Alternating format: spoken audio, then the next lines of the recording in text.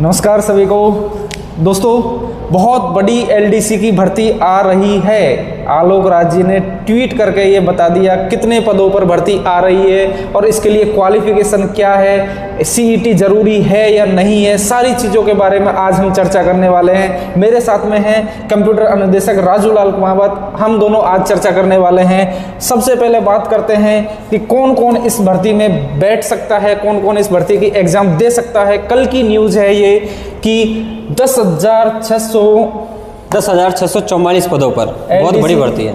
भर्ती की तैयारी, सीईटी जरूरी है। जिसने भी 2024 में सीईटी क्वालिफाई कर रखा है वो इस एग्जाम को दे सकता है, वो इस एग्जाम को दे सकता है। ध्यान रखना इस चीज के बारे में।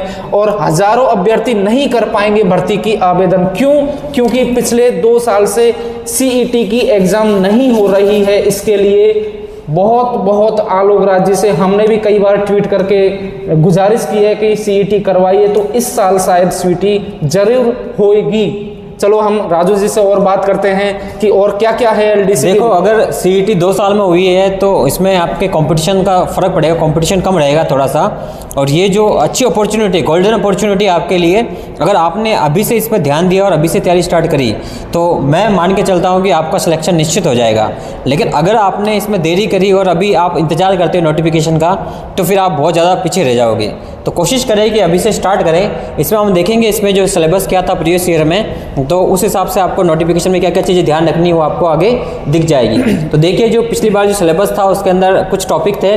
फेज़ 1 है, उसमें देखो ध्यान रखो, हमारी जो एग्जाम एलडीसी की जो एग्जाम होती है वो 2 फेज में होती है। फर्स्ट फेज में 2 पेपर होते हैं। पेपर फर्स्ट में क्या आएगा, ध्यान रखना, जीके और दैनिक जीवन में जो हमारी साइंस है वह आएगी, साथ में गणित। और जो दूसरा पेपर होता है वह होता है हिंदी और इंग्लिश का।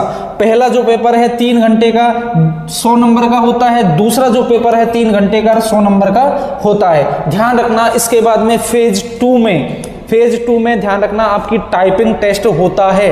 क्या होता है? Computer typing test. और इसमें कितनी क्या होती है, आपको गति जो परीक्षण होता है 10 मिनट में 25 वर्ड लिखने रहते हैं। क्या?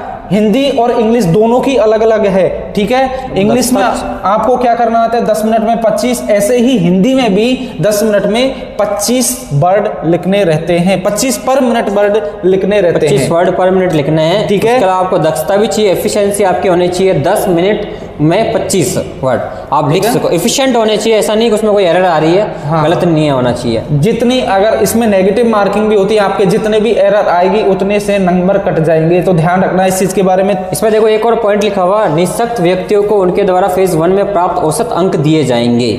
मतलब आप यह समझ लिए, जो दिव्यांगजन है, हैंडीकैप्ड जो भी व्यक्ति है, जो भी अभ्यर्थी है, उनको फेज 2 देना नहीं पड़ेगा। उसका फेज 2 में ही, मतलब फेज 1 में ही आपको यहाँ से औसत अंक मिल जाएंगे। फेज 2 कंप्यूटर बेस्ड आपका नहीं होगा। जो भी टाइपिंग होती है वो दिव्यांगजनों के लिए नहीं है, केवल स्वस्थ अभ्यर्थियों के लिए है। आगे मैं बात करता हूँ सिलेबस की, शैक्षणिक पात्रता की हम बात करते हैं। तो इसमें मेन जो पॉइंट है वो 12th पास, साथ में कोई एक आपके पास में कंप्यूटर डिप्लोमा, जैसे आपके पास RSCIT होनी चाहिए। अगर RSCIT नहीं है तो साथ में और ये चीज़ आपके पास होनी चाहिए, जैसे DPCS है और कोपा है। ये सारी चीज़ें आपके पास, अगर ओ लेवल का डिप्लोमा है, ओ लेवल का है, ये सब इसी में आता है कोपा, और इसमें आते हैं ओ लेवल के डिप्लोमा। सारे जो हाई लेवल के सर्टिफिकेट होते हैं ये आपके पास होने चाहिए, तभी आप एलिजिबल होंगे। RSCIT है आपके लिए बहुत ही इंपॉर्टेंट है। जो भी व्यक्ति अगर 12वीं पास है और उनके पास में RSCIT नहीं है तो ये एग्जाम में आप नहीं दे सकते। इसलिए RSCIT आप 12th पास होते ही RSCIT कर सकते हो। कहीं भी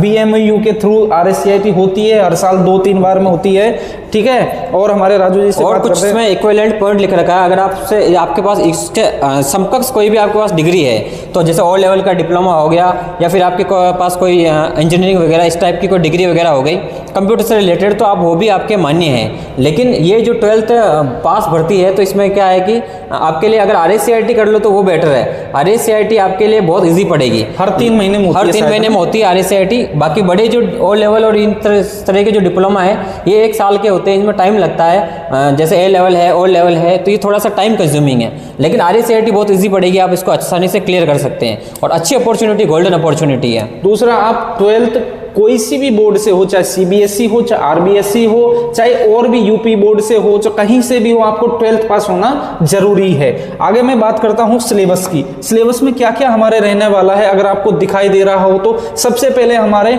GK का जो पार्ट है और साथ में डेली जो रनिंग साइंस रहती है, हमारे दैनिक जीवन में जो भी साइंस रहती है, और गणित, इनमें क्या क्या आने वाला है, तो हिस्ट्री है, ज्योग्राफी है, आर्ट एंड कल्चर है। ये राजस्थान में कॉमन है, ये तो सभी एग्जामों में आते हैं, कोई सी भी एग्जाम हो आपके, सभी एग्जामों में ये सारी चीजें आती है। तो इनके अंदर क्या क्या चीजें हैं वो हम आपको डिस्क्रिप्शन बॉक्स में PDF के थ्रू डाल दिए जाएंगे हमारे टेलीग्राम पे।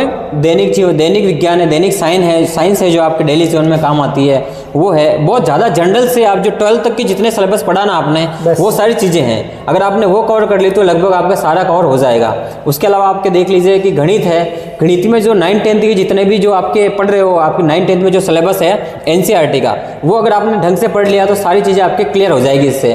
फिर आपके हिंदी है, दूसरी एक बार मैं सर नेगेटिव मार्किंग की और बात कर लूँ तो यहाँ नेगेटिव मार्किंग आपकी 1/3 है। ठीक है, कितनी है? 1/3। मतलब 3 क्वेश्चन गलत होने पर 1 क्वेश्चन आपका कट जाएगा, मतलब 4 क्वेश्चन आपके सीधे उड़ जाएंगे। इस बात को ध्यान रखना। नेगेटिव मार्किंग जितनी कम कर सको उतनी कम करना। ठीक है, नेक्स्ट हम सेकंड पेपर की अगर बात करूं तो सेकंड पेपर में जनरल हिंदी और जनरल इंग्लिश, मतलब जो 12th बेस्ड इंग्लिश है, हिंदी है, वही आएगी आपके। ठीक है, इसमें क्या क्या है? संधि विच्छेद है, उपसर्ग है, प्रत्यय है, पर्यायवाची है, अनेकार्थ शब्द है, शब्द युग्मक है, सारी चीजें मतलब जो हिंदी में है, जो हम 12th तक पढ़ते हैं व्याकरण में, वो सारी चीज ग्रामर में इसमें आएगी। ऐसे ही इंग्लिश में सारी चीजें आने वाली है।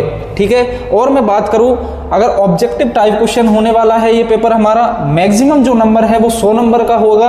और कितने नंबर? 75 क्वेश्चन आपके जनरल हिंदी और 75 क्वेश्चन जनरल इंग्लिश के, मतलब 150 क्वेश्चन आने वाले हैं। 75 है ना, ये चीज आप ध्यान रखना। 1/3 नेगेटिव मार्किंग होगी, इसमें भी वही है।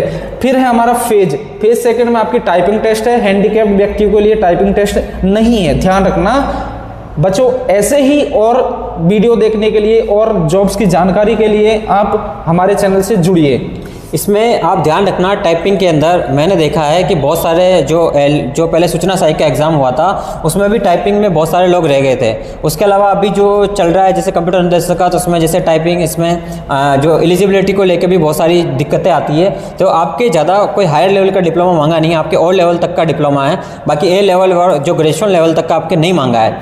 तो ये बहुत अच्छी अपॉर्चुनिटी उनके लिए भी जो आर्ट्स पढ़ते हैं या फिर साइंस में है या 11th-12th में जो पास कर लिए, जो कॉमर्स में है, वो भी इसको दे सकते हैं सभी के लिए, क्योंकि इसमें ओ लेवल का डिप्लोमा की जगह आप RACIT वगैरह कर सकते हो। तो इसमें कोई ज़्यादा रॉकेट साइंस नहीं है। अगर आपने ढंग से पढ़ लिया इसको तो आपका सिलेक्शन निश्चित है। और इसमें क्या सबसे बड़ा फायदा है, इसमें नेगेटिव मार्किंग है। तो इसमें जो वो लोग जल्दी निकल जाएंगे बाहर जिन्होंने मतलब अभी तैयारी स्टार्ट करी, ढंग से तैयारी स्टार्ट नहीं करी। अगर आपने आज से स्टार्ट करी तो मैं निश्चित है आपको कह सकता हूँ आपका सिलेक्शन हो सकता है इसमें, अगर ढंग से पढ़ा आपने तो। ठीक है, तो और भी आपको कोई जानकारी चाहिए तो आप इसमें जो कमेंट बॉक्स है उसमें लिखना। आपको जो भी जानकारी होगी इसमें, जो भी LDC भर्ती के बारे में आपको जो भी जानकारी चाहिए वो कमेंट बॉक्स में लिखना, इसमें पूछ सकते हैं। और भी कोई आपकी भर्ती है उसके बारे में भी आप पूछ सकते हैं। इसको सब्सक्राइब कर लेना वीडियो को, और इसको चैनल को और वीडियो को लाइक कर देना। धन्यवाद। जय हिंद।